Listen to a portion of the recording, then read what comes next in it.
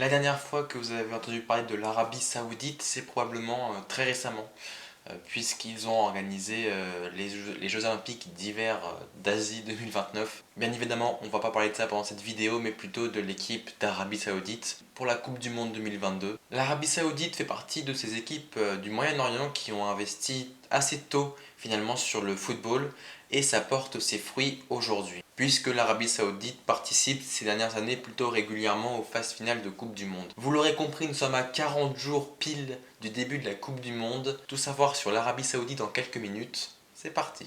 Et n'oublie pas de t'abonner.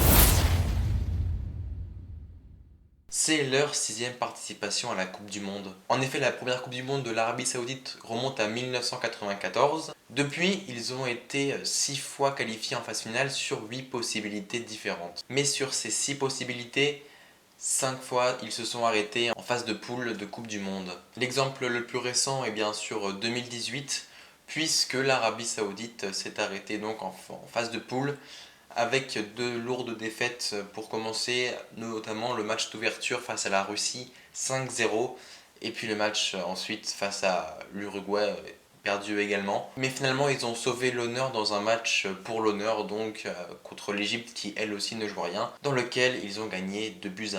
Et donc leur meilleur résultat est donc 1994 avec un 8e de finale issu d'une belle phase de poule, avec notamment une victoire historique contre la Belgique. Pour parler vraiment palmarès, ils ont remporté 3 fois la Coupe d'Asie en 1984, 88 et 96. Ils sont actuellement 53e au classement FIFA, ce qui fait d'eux la pire équipe positionnée dans ce classement sur toutes les équipes de la Coupe du Monde.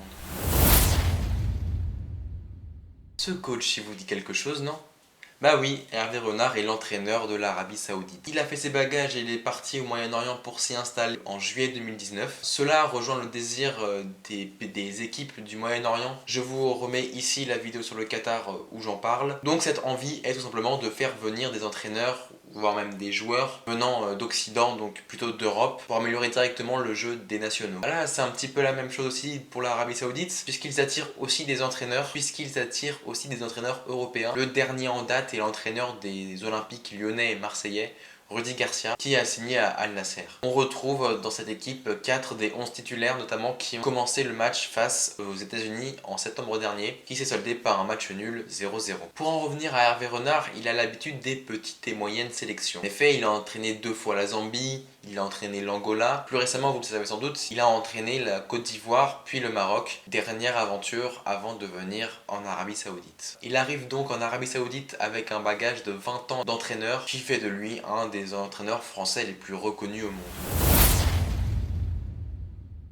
L'Arabie Saoudite fait partie de ces pays dont les joueurs jouent pas ou peu à l'étranger. Eh bien donc c'est son cas puisque aucun, mais vraiment aucun joueur lors du dernier rassemblement ne joue dans un club extérieur à l'Arabie Saoudite. Ces joueurs se dispersent autour des meilleurs clubs saoudiens, donc bien sûr Al Nasser où joue notamment David Ospina, mais également Al Riyad ou encore Al Nani où joue un certain Bafétimi Gomis. On peut rajouter aussi Al Hilal, club dans lequel joue aujourd'hui Marega, l'ancien attaquant de Porto. Maintenant je vais vous citer un journaliste saoudien qui dit ce qu'il pense de cette équipe saoudienne. Je l'ai tiré du magazine 11 Mondial sur la Coupe du Monde. L'Arabie Saoudite dispose vraiment d'une superbe génération, peut-être la plus belle de son histoire. Grâce à un changement majeur dans notre championnat domestique, le passage à 7 joueurs étrangers autorisés par équipe, nos footballeurs ont progressé. On a aussi la chance de pouvoir compter sur l'expérience d'Hervé Renard, qui a du reste très peu modifié depuis la Coupe du Monde en Russie. Les fans croient cette sélection capable d'un exploit. En toute honnêteté, pour une sélection telle que l'Arabie Saoudite, déjà sortir de ce groupe très relevé avec l'Argentine, le Mexique et les Polonais serait déjà un exploit. Seront-ils capables de le relever et de le réaliser surtout? La question, on l'aura dans 2 mois. Voilà, c'est tout pour cette vidéo sur l'Arabie Saoudite, j'espère qu'elle vous a plu. On se retrouve jeudi 17h pour parler du Mexique. En attendant, abonnez-vous, likez et partagez cette vidéo si elle vous a plu. On se retrouve très vite, prenez soin de vous. Ciao!